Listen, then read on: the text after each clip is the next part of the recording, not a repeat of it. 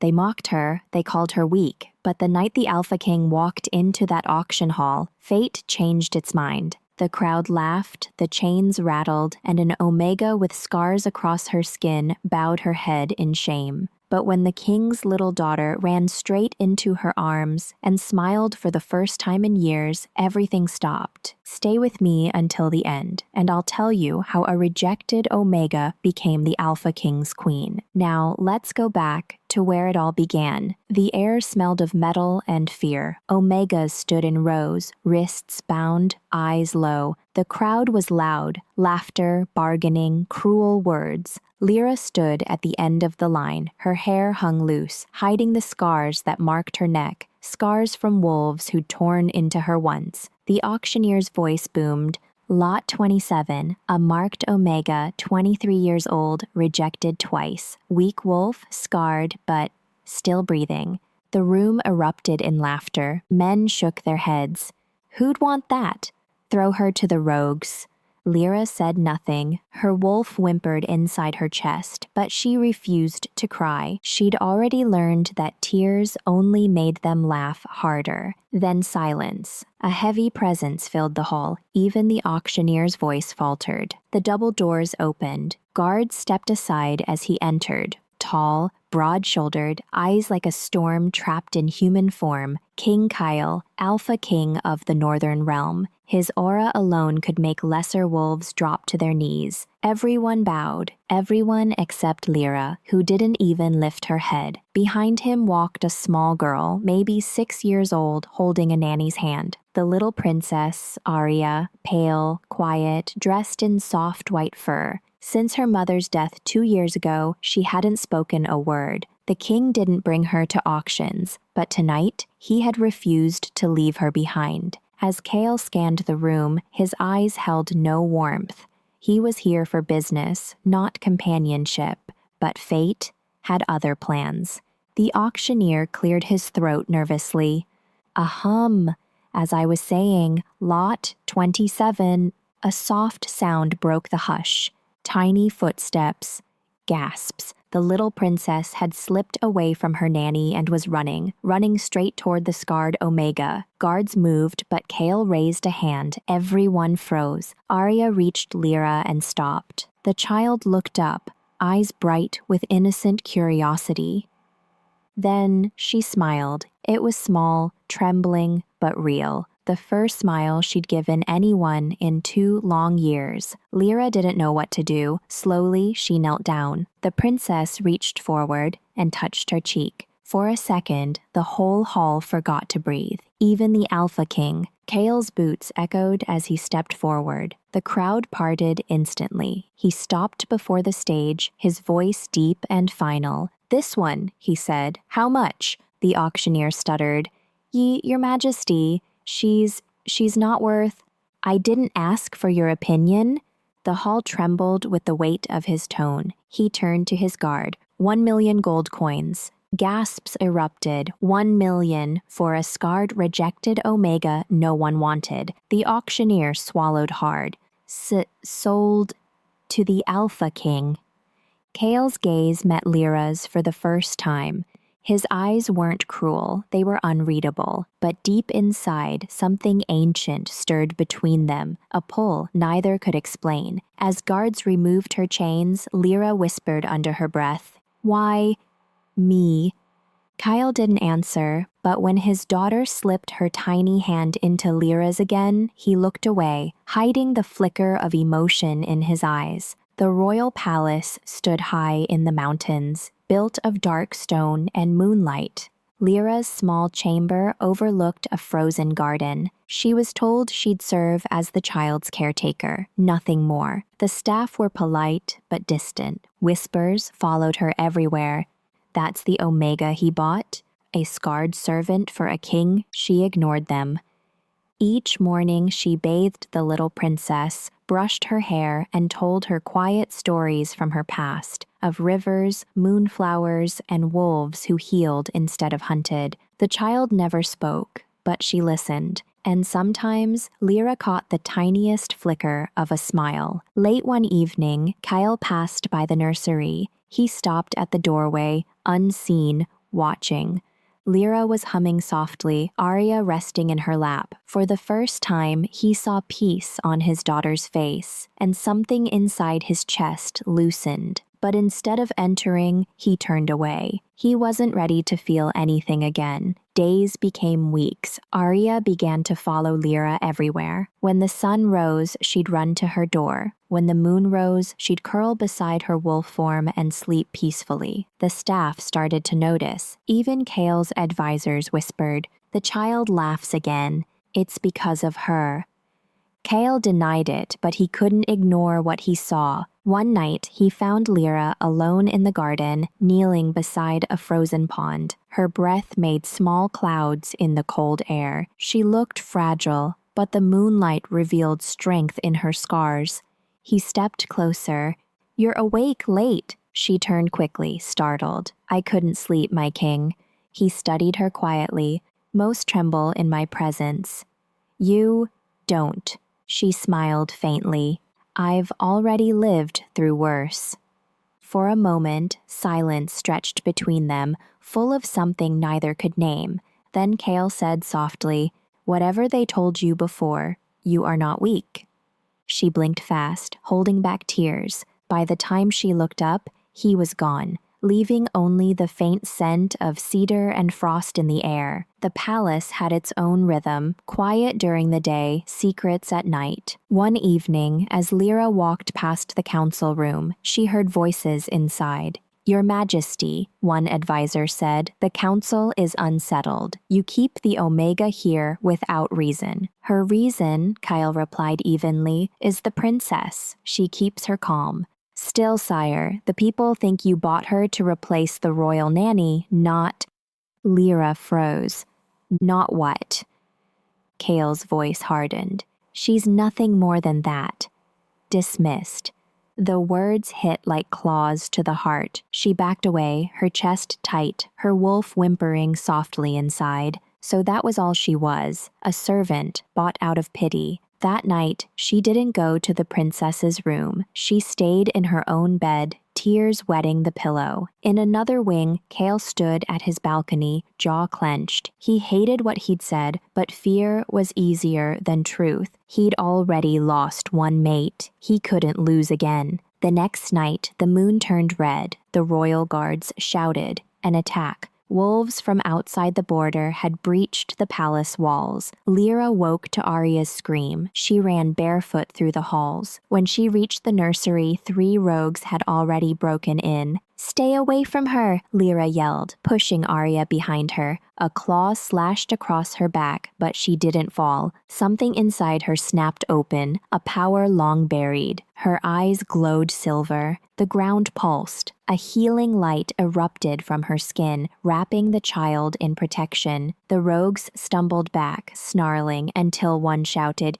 "That's her! The healer wolf. Take the child. She's the key." Before they could move again, Kale's roar filled the air. He shifted mid-run, his massive black wolf tearing through them like shadows in a storm. When it was over, the hall was quiet, except for Lyra lying pale in his arms, her power fading. "Lyra," Kale whispered, his voice breaking for the first time. "Stay with me." Her lips trembled.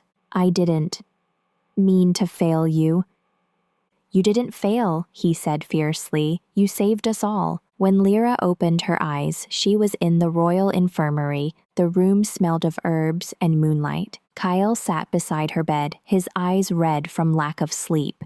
"You've been unconscious for 2 days." She tried to sit up, but he stopped her gently. "Your wolf protected everyone, even the guards you healed while fighting." She blinked in confusion. "Healed?" He nodded slowly. "You're not weak, Lyra. You're one of the rare healer wolves. Your old pack tried to hide it, or worse, use it." Her breath hitched. "They called me useless. They lied." Silence filled the room, thick and fragile. Then she whispered, "Why did you buy me, Kale?" He hesitated. His hand hovered above hers, then withdrew. "Because when I saw you that night, my wolf went silent." "Silent?" "Not in fear," he said softly, in recognition. Her heart pounded. "You knew the bond." He looked away. I tried to ignore it. I thought it was grief playing tricks. I didn't want to feel again. Tears filled her eyes. And now? He turned back, voice trembling slightly. Now I don't have a choice.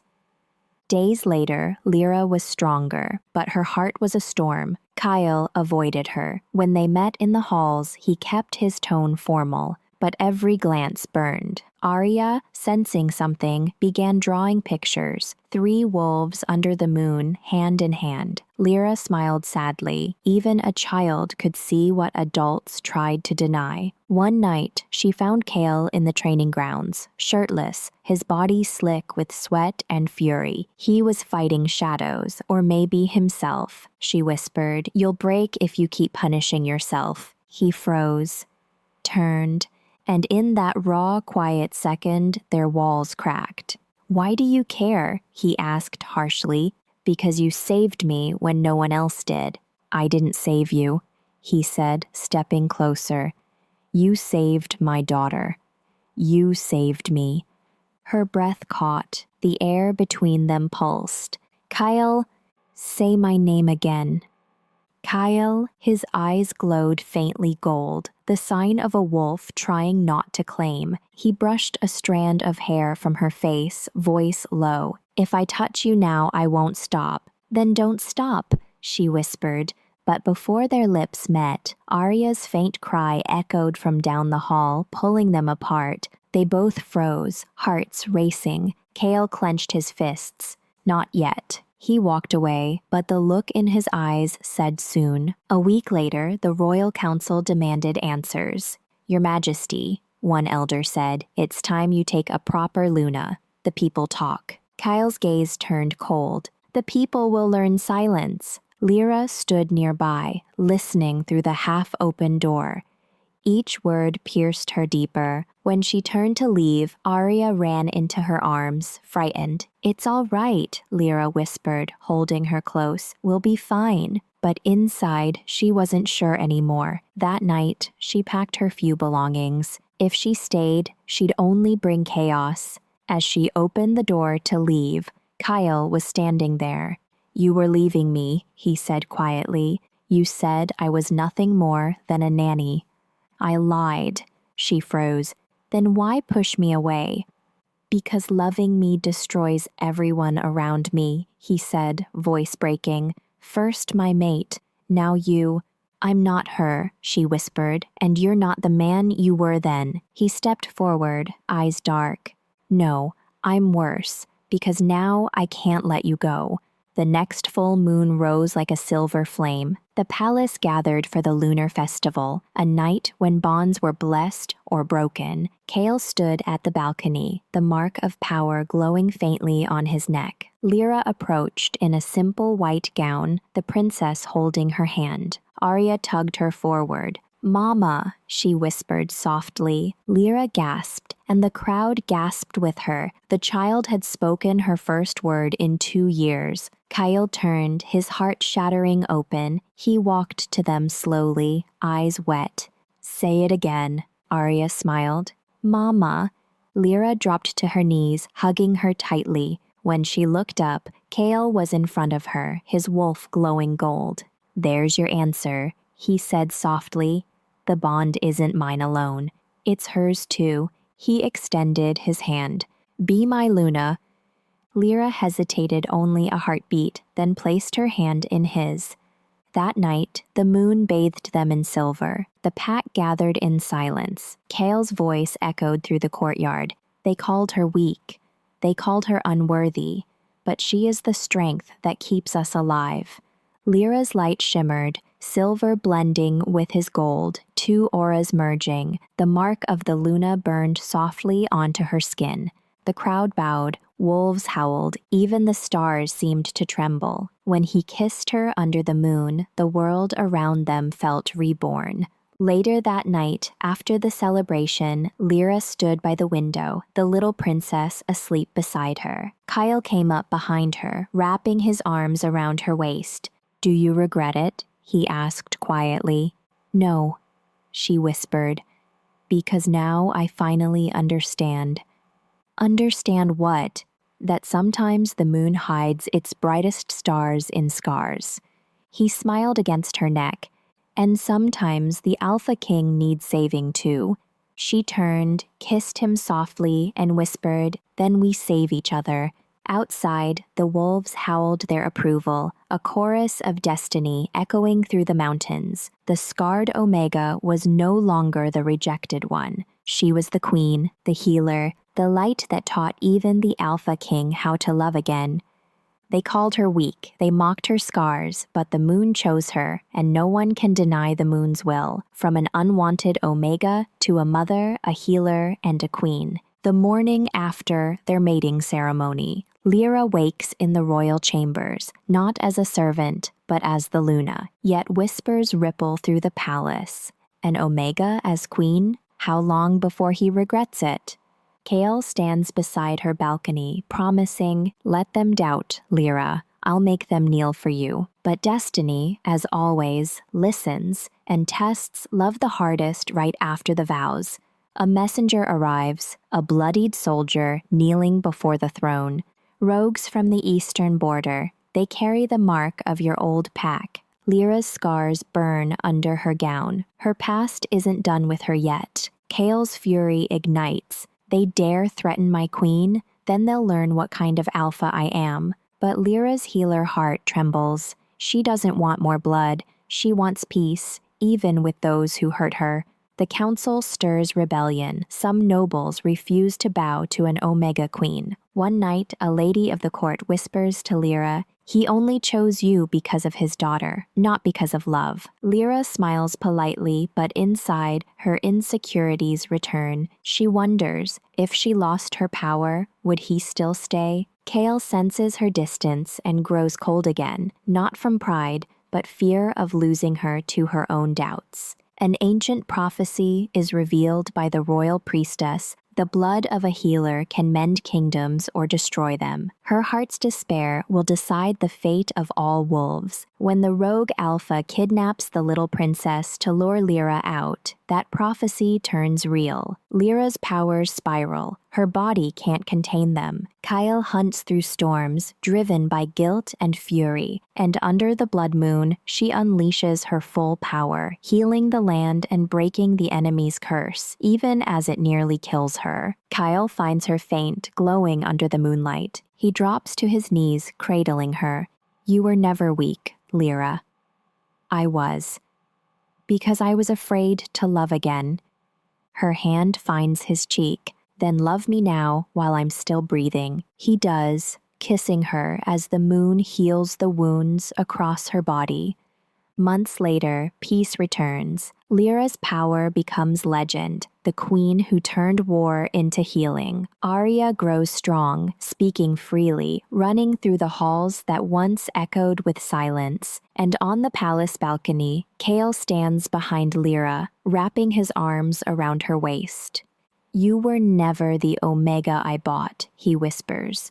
"You were the queen the moon chose." The camera fades as the wolves howl in harmony, the sound of love that finally found home. The next day, on a quiet night, Lyra stood on the palace balcony, the moon reflected in her eyes. Her body glowed faintly, veins of silver pulsing like light beneath her skin. She pressed her hand to her chest. The mark of the healer was changing, darker now, more powerful. Kale noticed it first. "Your light is fading, Lyra." "No," she whispered, trembling. "It's not fading. It's changing." The royal priestess came at dawn, her face pale with fear. "The queen's blood has awakened the eclipse line. When the healer's bloodline fully matures, either the world will be healed forever or end." Kale's heart sank. Peace had never meant safety. That night, Lyra dreamt of wolves burning, not from battle, but from her own light. In her dream, Kale reached for her as she glowed too bright to touch. She woke screaming. He caught her, held her close. "It's only a dream," but her tears told another truth. "Kyle, what if I'm the curse they warned about?" "You're my destiny," he said softly, and destiny doesn't curse. It calls. Still, Deep inside, a new fear was growing. Her healing power was spreading beyond control. Flowers bloomed when she passed, animals bowed when she spoke. The air itself shimmered around her, and far away, ancient eyes watched, eyes of old gods that once created her kind. Weeks passed. The queen's energy shifted, and soon healers across the realm whispered the same rumor. The Luna carries life. Lyra was with child. Kale's joy was fierce and raw. He kissed her hands, her scars, her growing belly, but the priestess warned him, "This child will be born under 2 moons, light and shadow. You must protect them both." Lyra didn't understand. Both? Then she remembered the dream. 2 wolves, one silver, one dark, running through fire. Her child was not just a blessing, it was balance itself. The kingdom celebrated, but somewhere in the east, an old rival began to stir, drawn to the energy of the unborn heir. It came suddenly. The sky turned red. Wolves howled in panic. Armies from the eastern clans, her old enemies, marched again. Kale rode at the front lines, his armor shining gold. Lyra stayed behind, her body heavy with child, but her aura blazing bright. When the enemy unleashed dark magic across the borders, her instincts took over. She raised her hands, summoning a protective barrier of pure light that spread for miles, saving thousands. But the energy burned through her veins, draining her life. "Lyra!" Kyle shouted as her body fell to her knees, her skin glowing white-hot. She looked up, tears of light spilling down her face. "Save them, Kyle. Save our people." "Not without you," he roared. But before he could reach her, her power exploded outward, a beam of moonlight splitting the sky. The battle ended, the enemies fled, and silence fell across the land. Days passed. Her body was cold, her pulse gone. Kale refused to bury her. He sat beside her, whispering, "If the moon gave her to me once, it will not take her again." He ordered the healers to leave. For 3 nights, he stayed, holding her hand, eyes hollow, heart broken. On the 4th night, the moon turned silver again. A single tear rolled from her closed eye. Then, she breathed. Her voice was weak. "Where's the child?" Kale choked out. "Safe. Our daughter lives.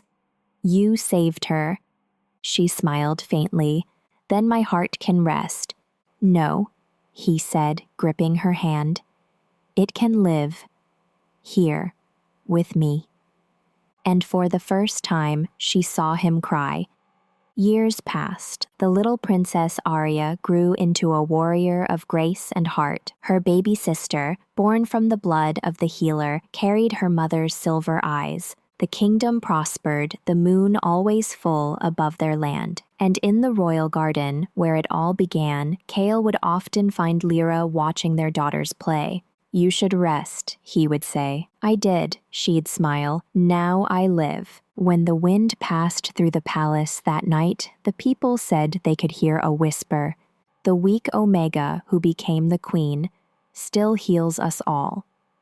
From the Omega, no one wanted, to the queen who carried the blood of the moon. Like, subscribe, and stay with me, because the story doesn't end with the queen's blood. It begins again with her daughters.